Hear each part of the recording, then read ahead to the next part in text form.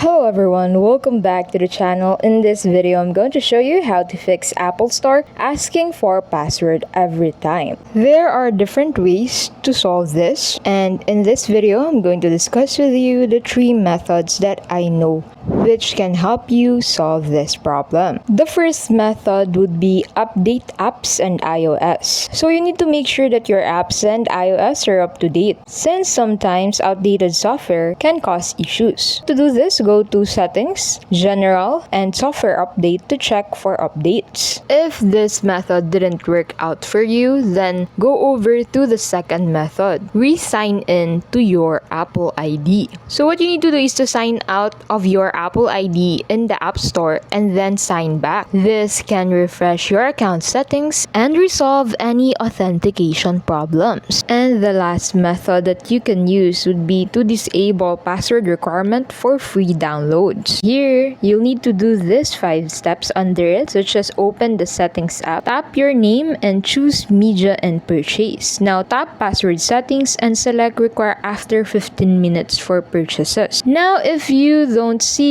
password settings, you might have Face ID or Touch ID enabled. To change this, go back to settings and tap Face ID and passcode or Touch ID and passcode, and turn off Face ID or Touch ID next to iTunes and App Store. Although you can't completely turn off password protection for paid items, but adjusting the settings for free downloads should help streamline your App Store experience. Thank you so much for watching. I hope you found this guide helpful. If you did, please don't forget to give this video a like and subscribe to keep updated with our latest updates.